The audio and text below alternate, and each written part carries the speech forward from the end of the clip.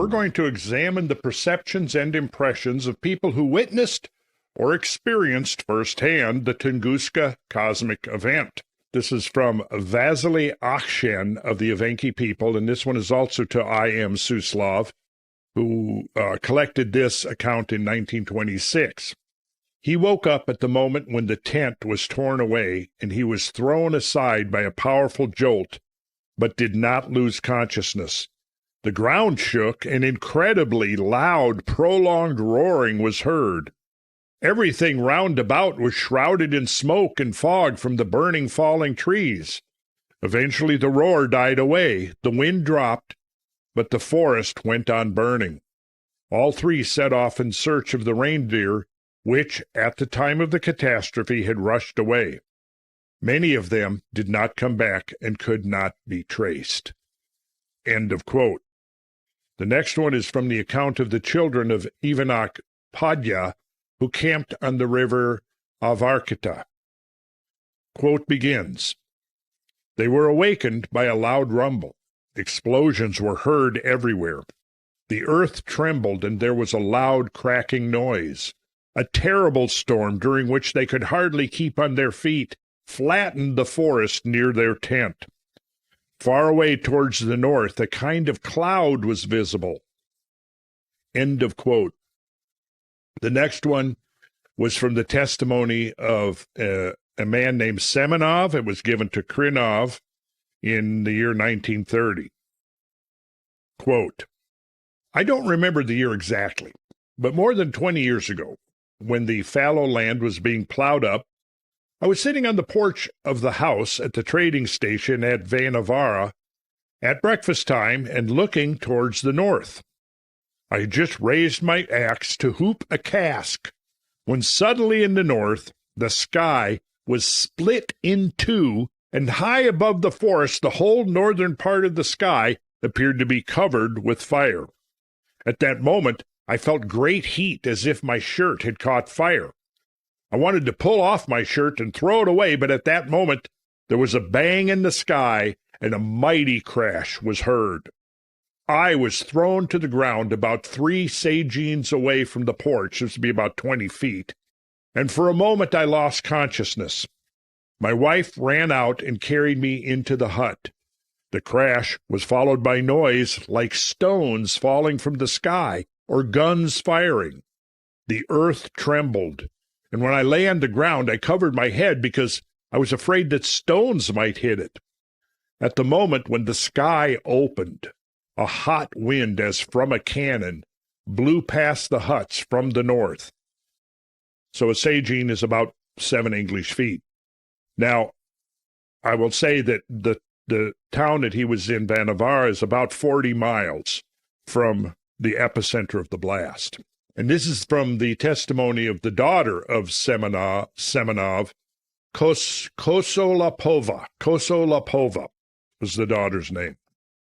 Quote begins, "I was 19, and when the meteorite fell, I was at the trading station of Vanavara.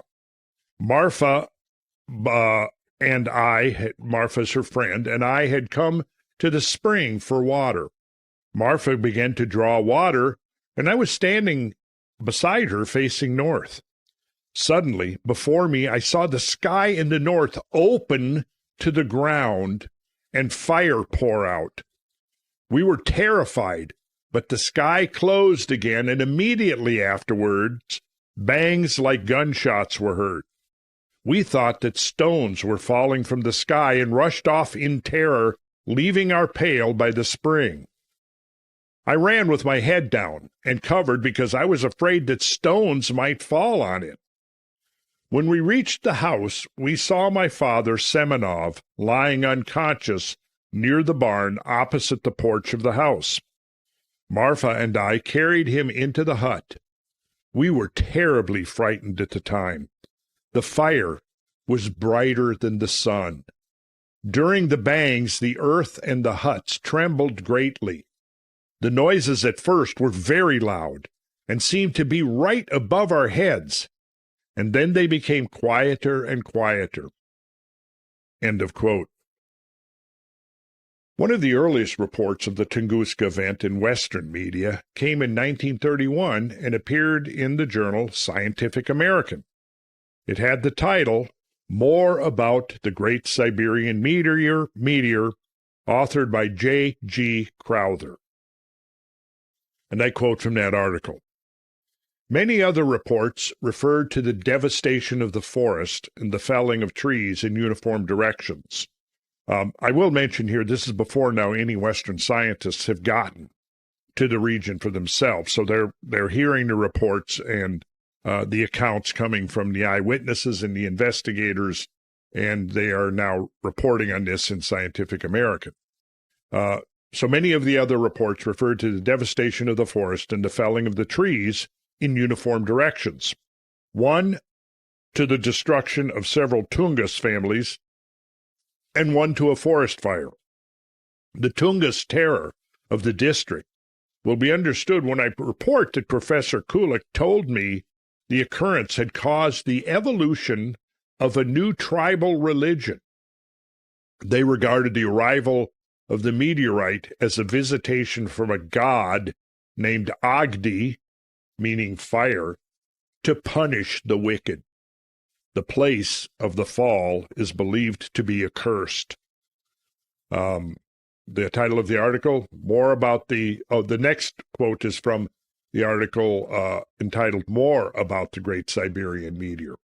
Then from letters to Kulik, which he received in 1935, 1936. Now this is after he's made several expeditions to the site. There was a certain individual by the name of Naumenko, who was from the village of Kejma, who sent this letter to Kulik with this account. Quote, it was about 8 a.m. on the 17th or 18th of June, 1908. The day was unusually clear, and not a single cloud was to be seen. No wind stirred, and there was absolute silence.